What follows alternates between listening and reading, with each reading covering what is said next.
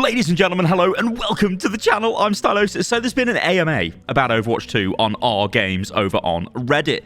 And there's actually some funky information in this. So they give us the Battle Pass cost. They tell us the value of the Watch Point pack. They also say guilds are coming and probably a tournament system. And they give us details on Symmetra's rework and all kinds of stuff. The philosophy on new support hero design. But we're going to break this down in the video. Now, I recommend you go and get a drink, guys, because it's probably going to be a fairly long video because there's a bunch of things we're going to cover in the video. Oh, and things like an MMR reset for Overwatch 2. Yeah, we'll go into detail on that. Okay, let's do it.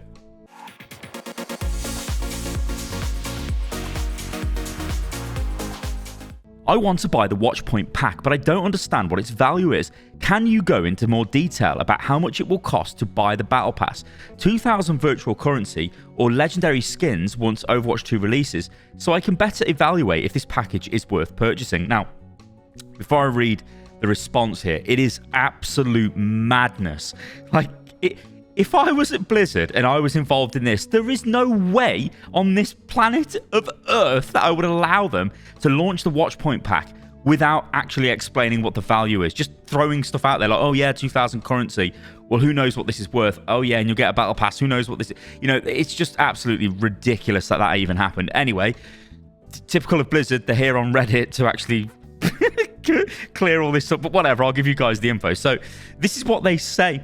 Hi, there are several elements within the Watch Point pack. Our main goal for the pack was to offer players great value on Overwatch 2 content and also keep offering the Legendary Edition of Overwatch 1 to players who want to jump in before we shift to a free-to-play model with the Overwatch 2 launch in October. For those players who already own the Legendary Edition of Overwatch 1, the value here is the 2 awesome exclusive Legendary skins, the Season 1 Premium Battle Pass, and 2,000 virtual currency, which players could use to buy the Premium Battle Pass for each of the next 2 seasons if they wanted.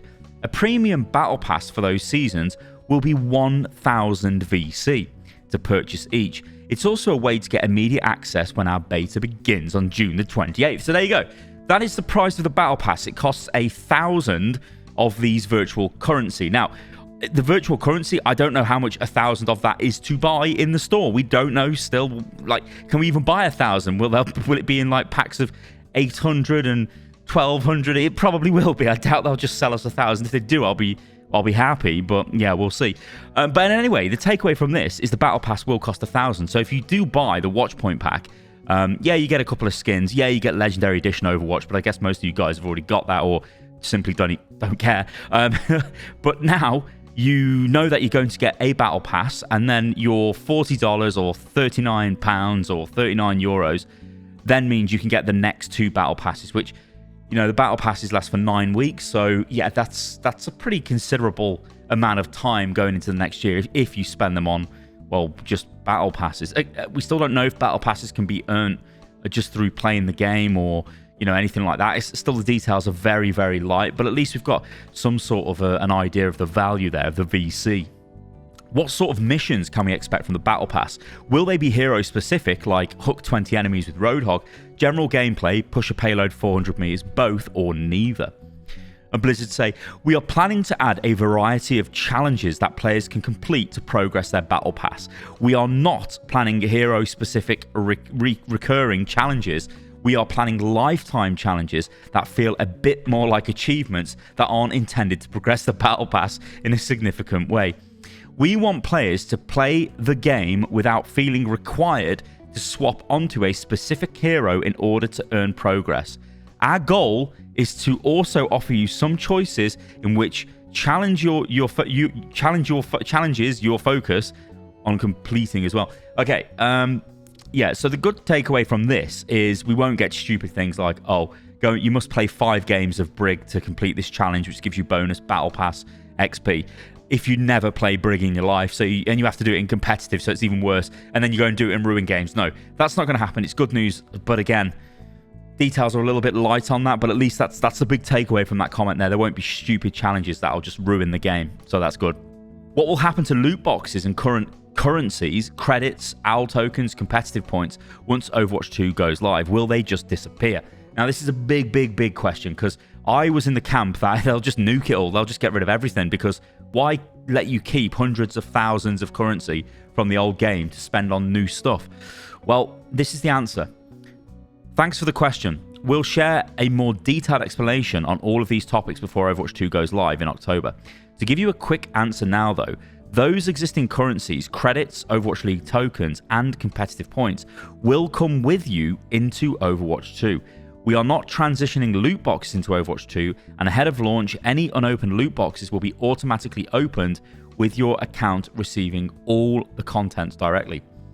Clarify below as well that Overwatch 1 credits come with you to Overwatch 2, but our new virtual currency will be the main currency. There will be things in Overwatch 2 that will not be purchasable with those Overwatch 1 credits. Okay, so again, this is... I would imagine, this is me just going pure speculation here, the old credits will probably only be able to buy stuff from Overwatch 1. And that's probably it. I can't see them allowing you to buy future stuff that's being added to Overwatch 2 with an old currency, because they want you to buy the premium currency and they want you to buy stuff that way. So I don't think you're going to be able to like go onto the store and go, oh, well, it's 1,000 VC for a battle pass, but I've got 300,000 credits from Overwatch 1. Can I just pay 10,000 credits and get the battle pass? That's not going to happen. There's no way. So... But again, more details are coming on this. But yeah, a little bit of clarification, and that's kind of good to see. And again, just to clarify, there's a lot of players with many loot boxes stacked up. And to clarify further on credits transferring, I'll edit my response above too, which is the one we just went over. Overwatch 1 credits come with you to Overwatch 2, but our new virtual currency will be the main currency. And there will be things in Overwatch 2 that will not be purchasable with those Overwatch 1 credits, so they stay as a separate currency. What social systems are coming to Overwatch 2? A lot of players have asked for clans or in-game tournaments. Has the team been working on any social systems? Now, Aaron Keller responded to this one, and he says, we are looking to add more social systems to Overwatch 2, and a guild system is near the top of the list for us. A feature like this is a great opportunity and something we're really excited about, but it's a huge lift, not just for large sections of our team, but several other departments at Blizzard.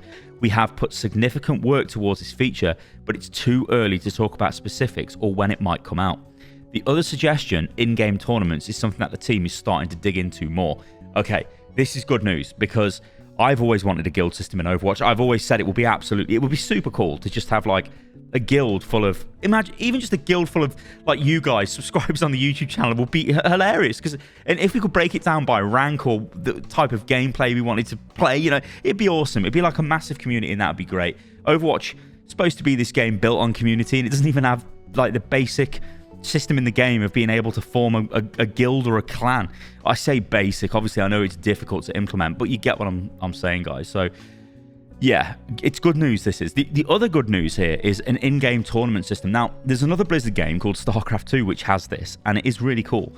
So you would essentially have like a randomized tournament that would be specific to your rank. So you would have like, I don't know, well, we know in the new world of Overwatch 2 that ranks are broken up into subdivisions. So Plat 1, Plat 2, Plat 3, Plat 4, Plat 5. Let's say there's a Plat 4 tournament, and it's just people who are Plat 4 who are randomly all put together, and they have to try and win the tournament. That would be really cool.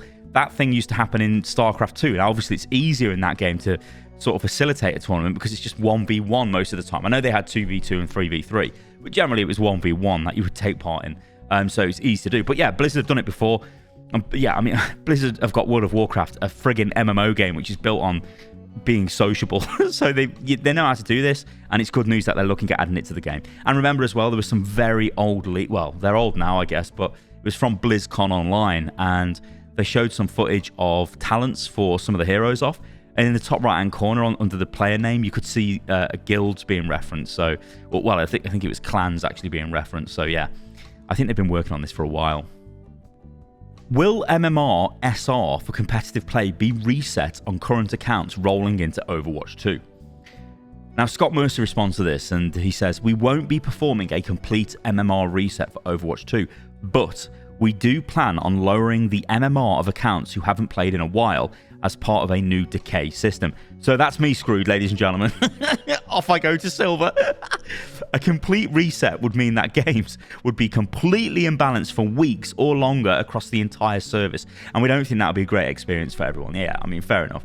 I know a lot of people always ask for an MMR and a rank reset because people just like clean slates and to just completely begin again. But I think the takeaway here is the new decay system, because I think we've all been there. Like, I've definitely been there where if I've been grinding my mind out on DPS, in fact, I've got a little stupid story I can tell you guys. So this is years ago now, but I was getting really angry in my youth. People were like, oh, you're a boosted YouTuber. I'm like, am I a boosted YouTuber? I'm literally just playing the game like all you guys. So I'm just going to show you. So I got onto it was originally called the Spitfire account. Then I name changed it to Steak Bake and a few other names, but now it's called Spitfire again. That account was bought just for me to get into GM on DPS, never ever grouping with anyone. So I just went straight into it, and it took me a couple of days, and I got to I think I ended up about 4.1k or something, maybe 4.2 if I'm being generous, but it was over 4k. So let's just go 4.1. I think it was about 4.1, and yeah, so I obviously got up to that level, which was great. But then I didn't play DPS for ages and ages and ages, and I was playing mainly support and tank on the Stylosa account. And then one day I decided to go back to the DPS account, and I was trash, and I was getting obliterated because you can't just. I was not at that level. I needed literally days, maybe even weeks, to get back up to speed with that. And so I threw a lot of games, not intentionally, because I was trying my best, and I did have that rank. So this system will be good, because if it decays you back to an easier level where you can sort of ease yourself back into the game, I think that's a good thing. Oh, and just another thing on credits. It's also been clarified that Overwatch 1 credits will come with you to Overwatch 2, but our new currency, the virtual currency, will be the main currency, and there will be things in Overwatch 2 that will not be purchasable by those with those Overwatch 1 credits. Now, they answered a question which just basically said, why is there only 3 heroes at launch? What have you been doing? And we've got 2 responses here, so yeah, let's break them down. Hiya. We see this question a lot, and it's understandable since y'all don't see... By the way, that's like the most American giveaway ever, y'all. It's like when you see a British person type mate and it's M8, it's like, okay. Or they type bloke or something like that. It's like, yeah, it's probably a British comment. Anyway, since y'all don't see what goes on behind the scenes, a couple of things we're excited about is how much work we're going to put in these last few years. New heroes require a massive amount of work for so many departments, including design, art, tech, animation, VFX, sound, and many others. They also come with their own additional launch skins, weapons, animations, etc. Then on top of that, we've done a complete visual rework for all 33 existing heroes. We're also fans of all our heroes too, and we wanted to give them just as much love and attention as visual rework is due with our newest hero. So yeah, lots of work. I apologize. But okay, so that's the first comment. Now let's move on to the next one. So this is from Aaron Keller, and this is what he says. You can see I've highlighted a bit here as well. Overwatch heroes are incredibly exciting. We pour our hearts and souls into every one that we create. Seeing the community's desire for more feels great to the team. We want more too, and I think that the question as to why there aren't any more, or there aren't more at release, is reasonable. For context, development of Overwatch 2 was initially split between PvE and PvP sides of the game, and the way it was scheduled was to get most parts of the game completed once the game was ready to ship. To be clear, there is no secret vault of completed heroes and other content that we're holding for future seasons. As we've continued to iterate on the PvE side of the game, it meant that the schedule for PvP content and features went longer. Many of our features for PvE, such as the enemy units or hero talents, utilize the same resources on the team as heroes do. For us, it's more important to start shipping content as soon as we can, rather than holding the release of the game in order to create more heroes. This is also the reason we're so excited to go free to play and release content on a seasonal basis, namely to release content when it's finished rather than holding it to put into a box. In order to succeed with our new plan long term, we've grown and restructured the team. We're over 3 times the size we were at launch. We have big plans for the game, beyond new heroes, maps and game modes, and to accomplish these while still creating content for our seasons takes a lot of resources and a lot of planning. For instance, we have several heroes deep into development. The Season 2 hero is almost finished, and we're in varied stages of playtesting for the next 3 support heroes. The next 3 heroes. It's pretty late when I'm recording this in the UK, guys. It's like midnight. You got to give me a break. 2 of which are support. So that's the nice little bit of nugget. I mean, Aaron has been notorious for leaking stuff in the past. That sounds insidious. Like, he's like, yeah, I'm leaking stuff on 4chan. No, he would just say things in interviews he shouldn't say. Then he would look across to what I presume would be the PR person off camera shot, and then he'd be like, oh god. So yeah, anyway, the Season 2 hero is almost finished, and we're in varied stages of playtesting for the next 3 heroes, 2 of which are supports, which is good. So cool, that's good. We desperately need more supports. Good god. Okay, yeah, I don't know. I think that comment kind of sums it up, but it's nice to get that from the game director, because it gives us, well, it makes me feel a little bit more, I feel, it could be bullshit, but I don't think it is. He's got no reason to come out here and lie and say, look, I don't have a secret vault of content. I think a lot of the issues stem from, especially from the community, and my personal point of view on this would be, what have you been doing for 3 years? Because that's a valid question. So yeah, I mean, maybe PvE has just got tons of content, and when it launches, we'll find out. I don't know. But the good news is at least we're starting to get content now, so we can't be too negative about it. But yeah, good question. Good answer. Hi, long-time Overwatch fan. I've put over 5,000 hours into the game since 2016 and have had a diamond border for a while now. Back in 2020, Jeff Kaplan mentioned that player borders will be going away, but you will still find a way to recognize playtime. Have these plans changed in the time since? Will we see a system similar to the player borders in Overwatch 2? Thanks for doing this AMA, it's much appreciated. And the response is, we do still plan to remove portrait levels for Overwatch 2, but we also want to celebrate this legacy accomplishment. The plan is to display your portrait level in your profile once we launch Overwatch 2. Now that's kind of cool. I think stuff like that is really, really cool, because if you put 5,000 hours into the game, I mean, you should have some way of showing that off. So, I mean, I'm cool with that. I would like to see, though, further customization of the player profile. And I'm sure that we will get more, because, and this is the cynic in me, it's a very easy way to monetize, isn't it? Because you can sell things in the Battle Pass or in the store that are special additions to your profile page. We've all played Apex, I suppose, or if you haven't, but this is what happens. You get like an absolute load of these stupid stat trackers you can add to your card, and a lot of them are just pointless, but they're just filler in a Battle Pass or in a loot box, you know what I mean? Obviously, there's no loot boxes in Overwatch 2, but yeah, it's still good news. This is a bit more of a specific question, but I'll ask anyways. What was it like filling in as the new game director for an established game like Overwatch and working on the sequel?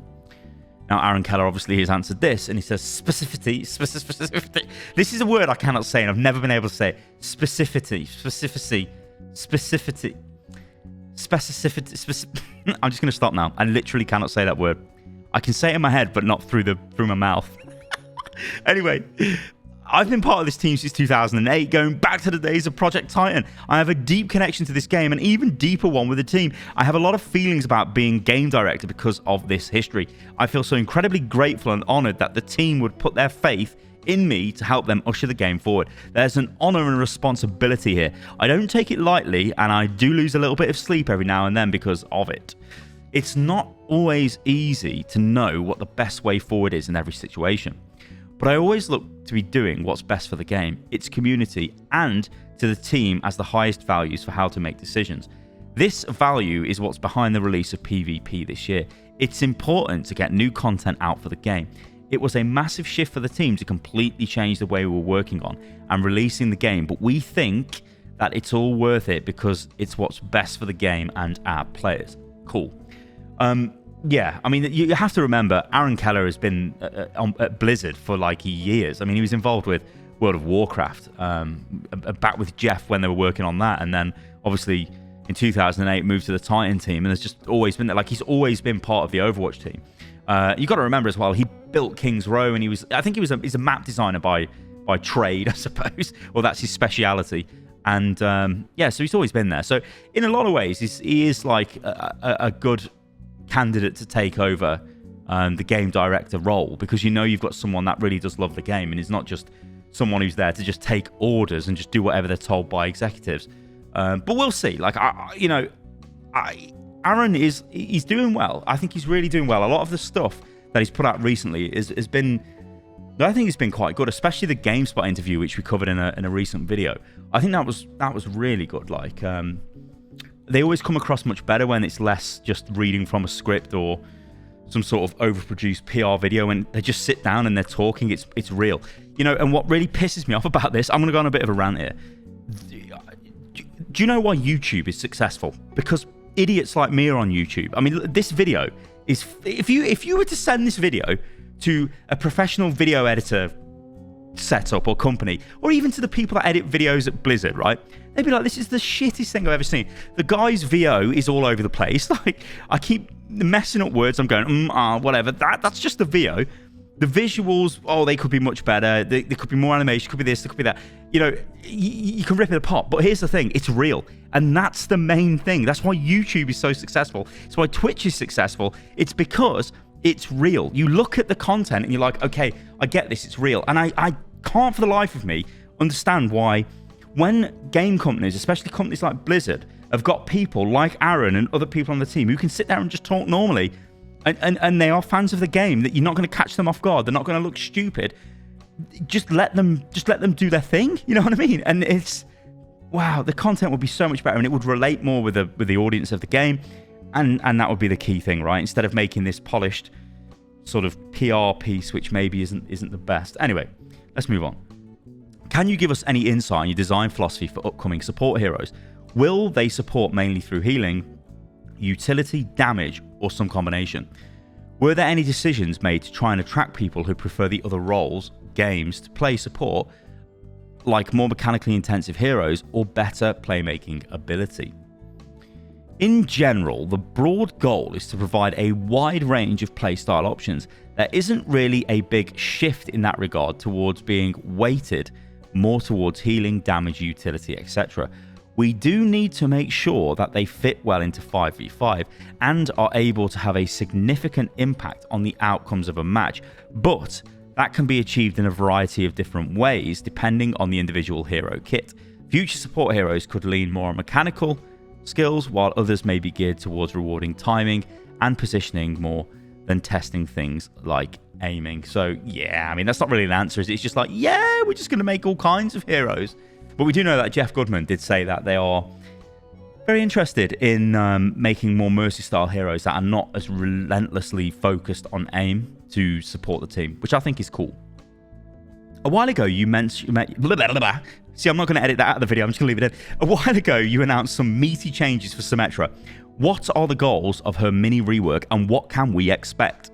I wouldn't necessarily call it a rework, since it's more tuning than changing the mechanics, but the general goal of the change is to help improve her mobility and enable her to better react to the faster pace of 5v5. I can't go into details, but there are things like shorter teleporter build time and faster secondary fire projectile speed. Now, I think they did say in the past that it's not a total rework of Symmetra.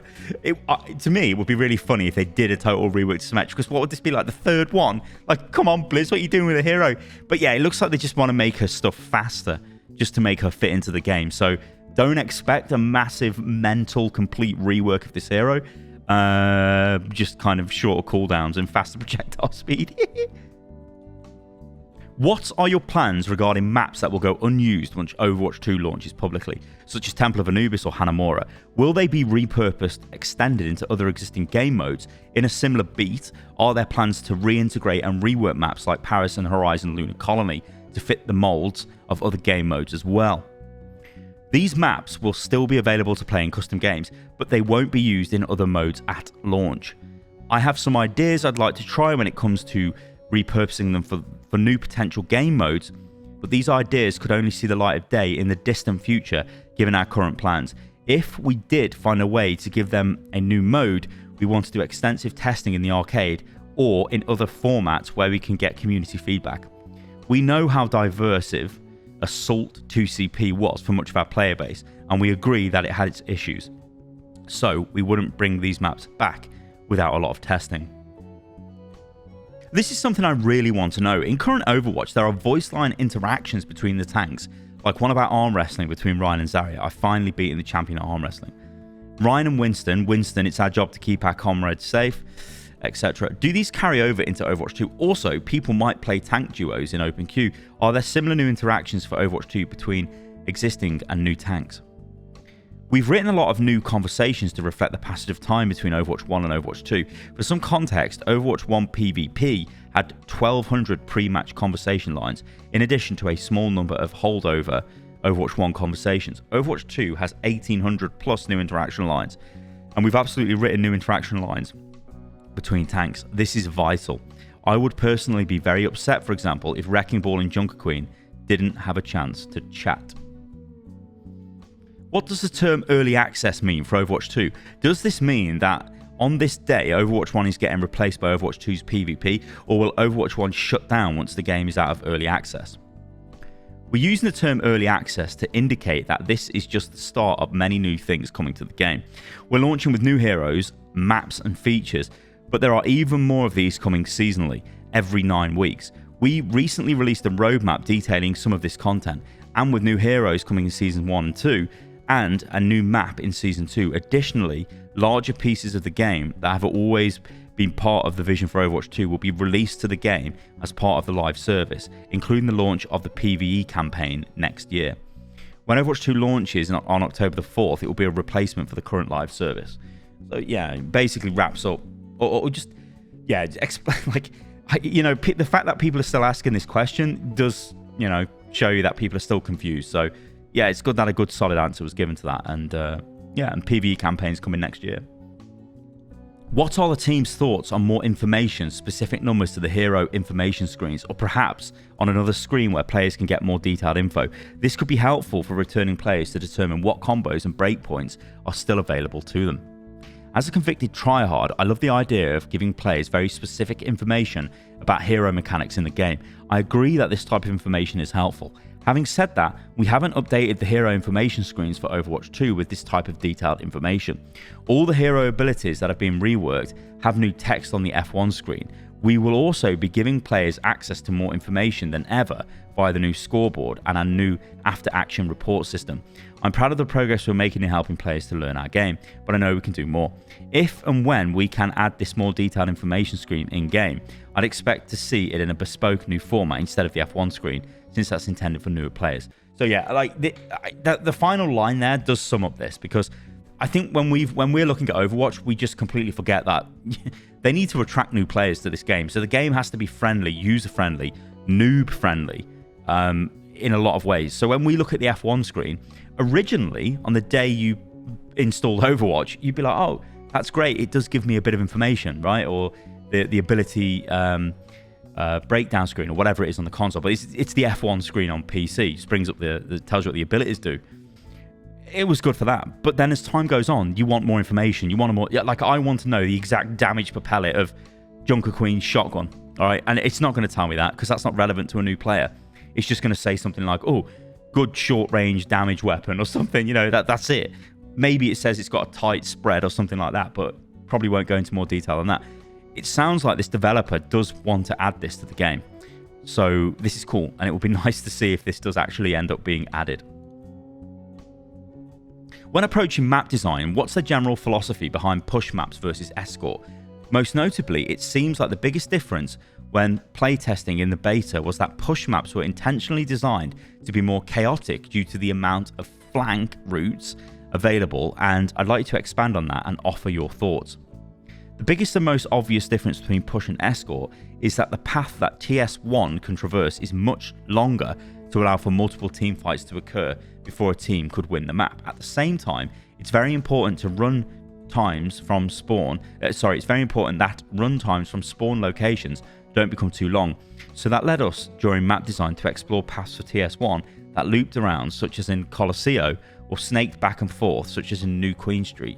During early playtests, we quickly realised this also meant there was a lot more flanking opportunities and cool places for team fights to occur. We all thought that was really cool and created a very different feel for push than our previous escort maps. Are there any other heroes who will be getting reworks between now and launch incredibly excited about the game? We're not just committed to launching new heroes and content, but making changes to existing ones if they become necessary. We have some fun changes on the way for Symmetra in the coming beta, and partway through it, we'll introduce a change to Moira. We're also looking at some changes to Brig, especially for her ult, that we're hoping to get into the game for launch. Past that, we'll continue to look at and make changes to heroes based on the needs of the game.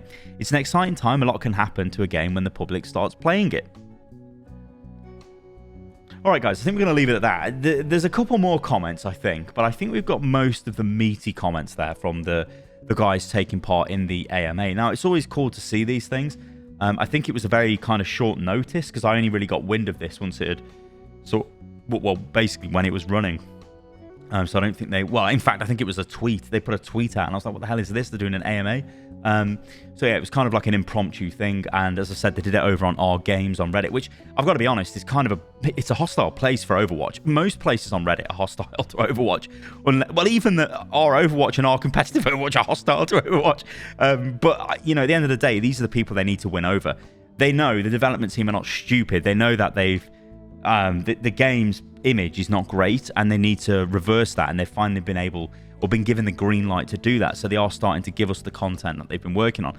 And, you know, it must be terrible for a lot of these developers if you've worked on something for like a long time, and then you can't release it because of some decision out of your hands. That's terrible. So when you get the green light and you get to do it, it feels great. I mean, you've only got to look at Twitter and you can see a bunch of people, like people involved in narrative design on Overwatch and hero design, and, you know, people who design the skins and stuff like that, getting really excited about Junker Queen because they've probably worked on the hero for years. I mean, somebody actually linked me to one of my old videos today. It was from 4 years ago, and I'm going, oh, maybe Junker Queen will be the next hero. 4 years ago. 4 years. Right, I'm out of here, ladies and gentlemen. Thank you for watching the video. It's been my pleasure as always. Remember, you can follow me on everything, which is @Stylosa, well, it's @Stylosa UL on TikTok because someone stole my name, but whatever.